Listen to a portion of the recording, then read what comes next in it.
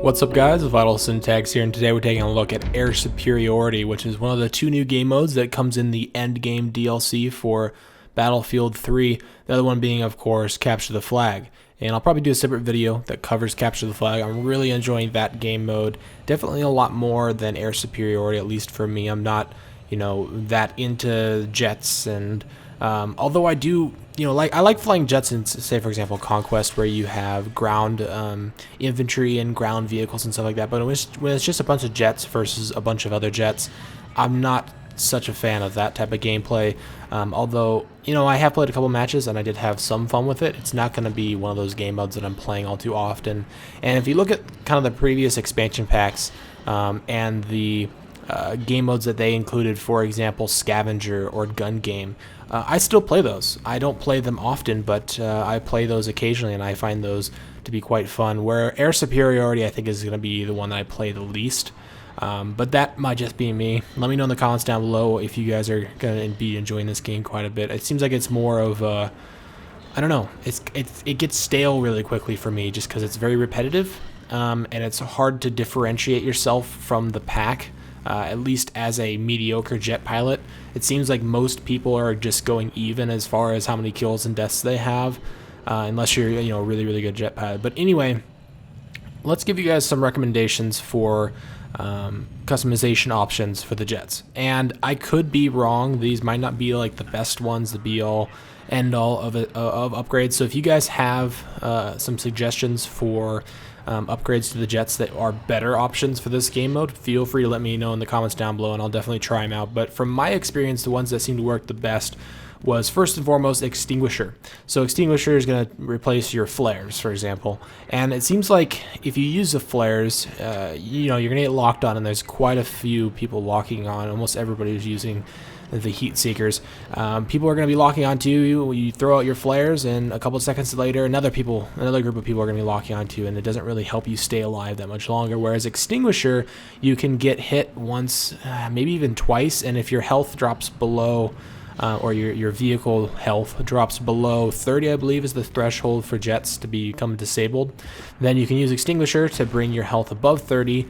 That way you're basically being able to move around easily, and you can hopefully get away from a battle. And in most situations, I found that flying towards a friendly controlled capture point, which are these huge blimps that float around in the air, it's kind of like Conquest, where you have flag points but they're blimps instead, and the capture radius is really, really big, so that's good, so you can actually control it or capture it from a jet. Either that or run towards or fly towards your spawn point. That way your teammates can kind of help you out, and hopefully have you stay alive for a little bit longer.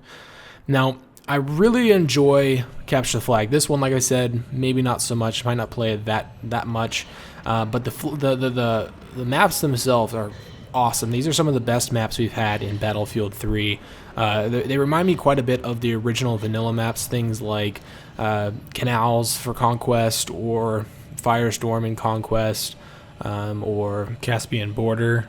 These maps kind of have that same size, density, flow, and feel to them that if you play as an infantry player, there's enough cover and enough area that you can be really effective. You can be really effective playing as an assault or playing as a support or even a recon. There's hills and buildings and towers that you can get up on if you want to snipe from those, or if you want to play infantry and you want to just control the flag points, or you want to try and take out a bunch of different infantry at some focal indoor area. There's a lot of those areas, and if you want to play with the jets and the helicopters and play as an engineer with the tanks and everything, those options are available to you. So I think that these are really, really well balanced maps. Basically any play style is suited, and on top of that, the new game mode Capture the Flag, I think, is really, really awesome. So I think this might be it's one of the best DLCs for Battlefield. I think it's up there for me with Aftermath and Back to Karkand. I really enjoyed both of those expansion packs. It's hard to say if it's the best one just because I haven't had enough experience with it yet. It's only been out for a couple days for premium members on the PC. I also like that they threw in some Easter eggs. I'm not going to show those in this video, but if you want to find some of the Easter eggs, then just go on Google or search on YouTube, because there's some really, really cool ones. There's like a pterodactyl, I believe, that's flying around outside of one of the maps. There's this like footsteps of a dinosaur that you can follow, and it makes like this this growling sound of a T-Rex or something.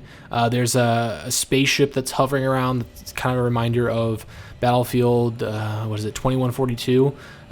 There's a bunch of really cool Easter eggs, and it makes me really excited for the future of Battlefield, and that future hopefully is going to start towards the end of March. There's supposedly going to be an announcement of whatever is coming in the future of Battlefield. I believe there was like a leaked poster art or something. I'll throw it up on screen so you guys can see it, of some type of event that is supposedly going to be showing off maybe Battlefield 4, maybe some other type of Battlefield project, but whatever it is, I'm super excited. I think now that Battlefield 3 is over, now that this has been the last DLC that we've had, and just kind of looking back on it, Battlefield 3 for me has been the first-person shooter game that I've played more than any other game, and that I've enjoyed more than any other game. And kind of it was my entry into PC gaming. It was really the reason I bought a PC in the first place, was to play Battlefield 3, and that was because I had played Bad Company 1 and played Bad Company 2 on the Xbox and the PS3. So Battlefield 3, you have been awesome. I look forward to the future of Battlefield, and thanks for watching. I'll see you guys in the next video.